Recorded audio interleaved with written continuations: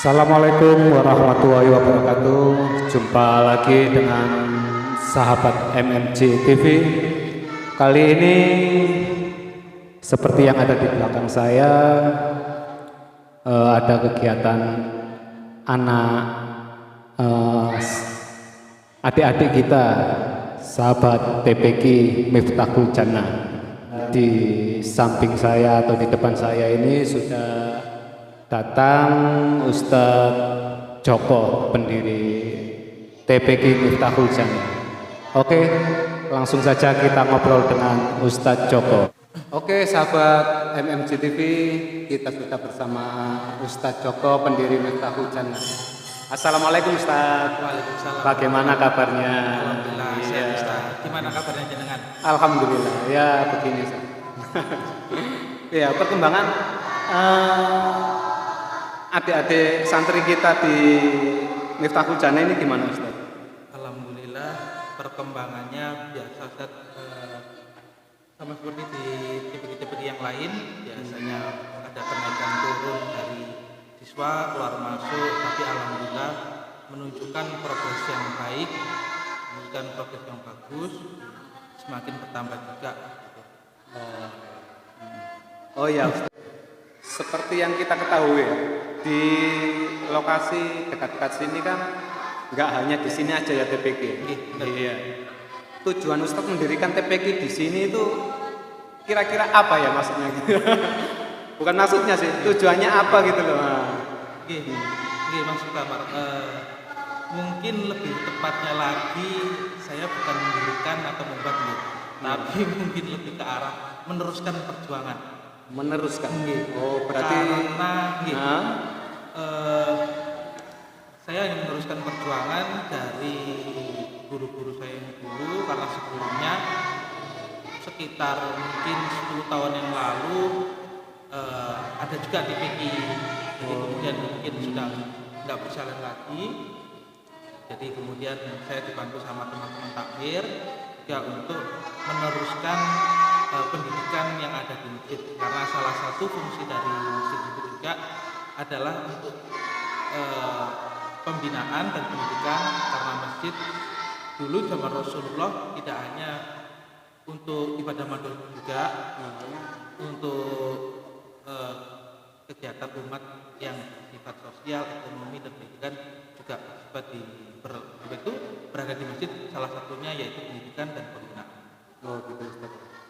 Jadi nggak harus untuk sholat jamaah gitu nggak Ustaz ya? Iya, harus dikombinasikan dengan kegiatan sosial biar ada fungsi masjid itu luas. Fungsi ya luasnya gitu.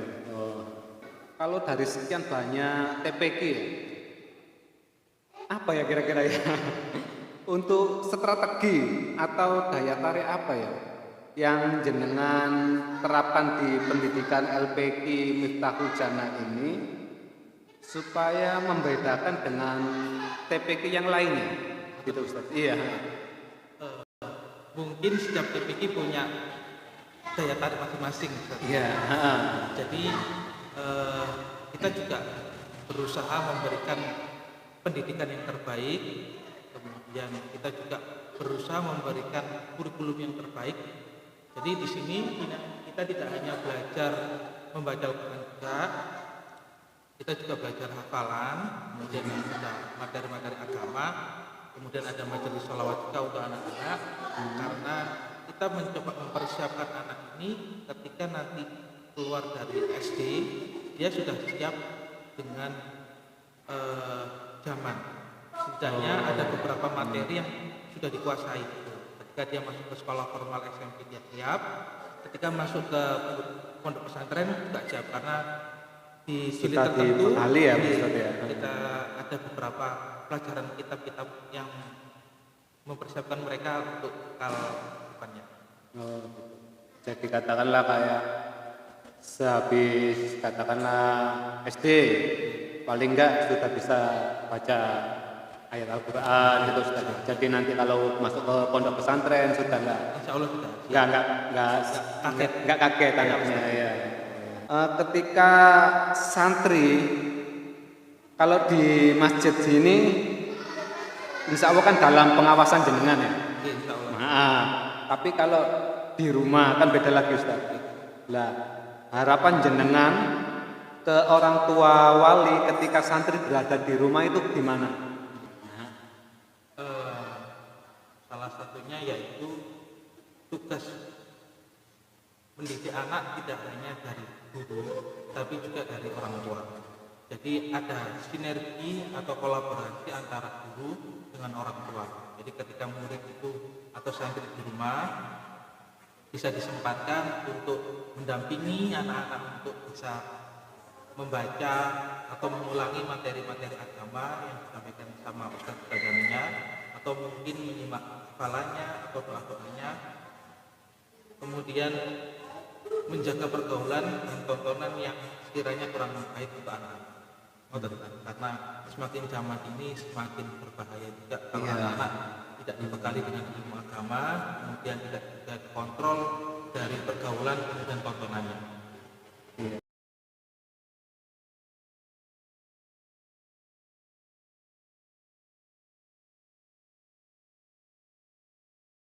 Sesuatu itu ketika diberikan sesuai dengan tempatnya atau waktunya, insya Allah akan lebih baik. Tapi seperti kebanyakan gadget itu seperti dua mata pisau, ketika diberikan tidak ada kontrol maka akan berbahaya. Tapi ketika gadget itu diberikan kemudian dimanfaatkan sebaik-baiknya untuk belajar atau untuk hal-hal yang positif, insya Allah akan membawa kebaikan.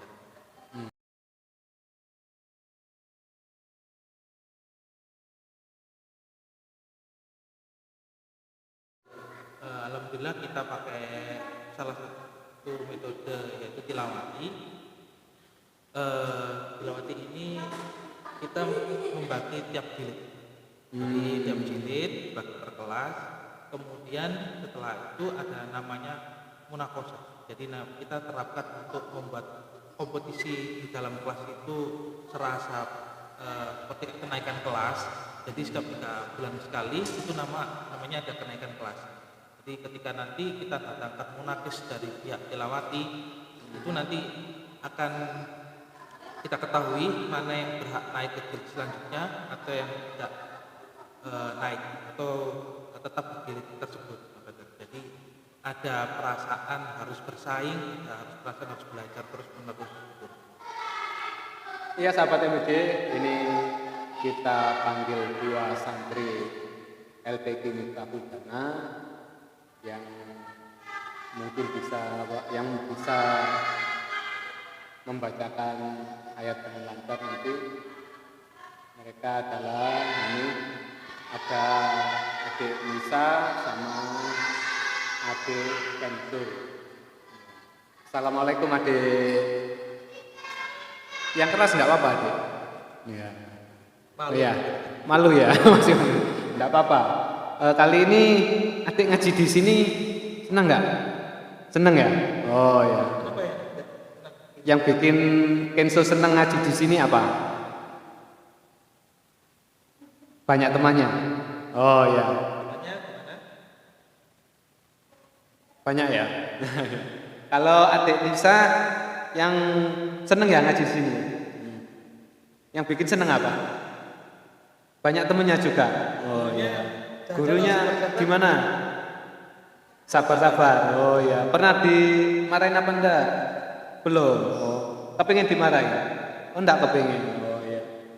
Ini adik Kenzo sama adik Anissa mau membacakan surat apa ini? At-Takasur ya? Bareng-bareng ya? Yang keras ya? Oh ya. Monggo, Dek. Monggo, Mbak.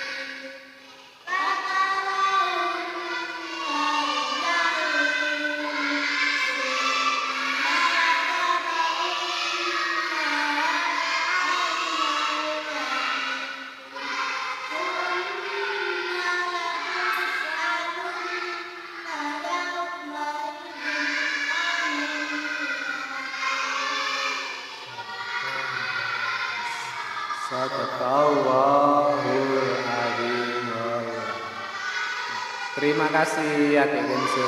Iya, terima kasih Adik bisa ngaji lagi, lanjut lagi ngajinya ya. Nah.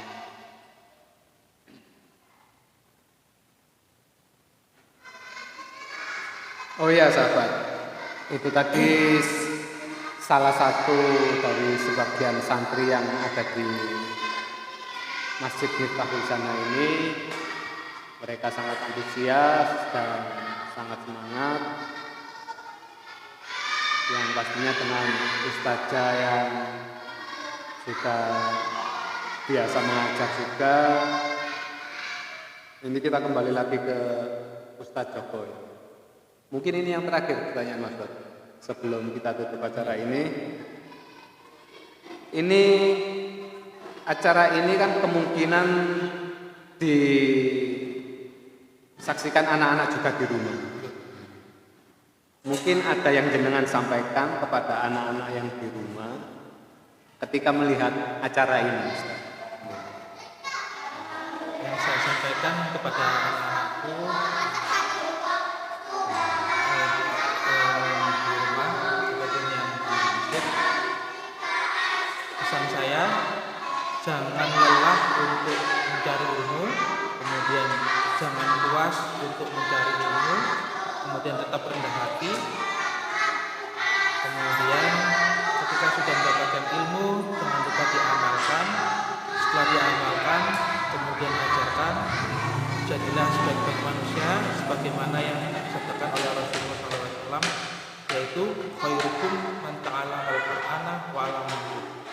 Kemudian yang terakhir, bumikan Al-Quran, insya Allah Al-Quran akan melangitkanmu.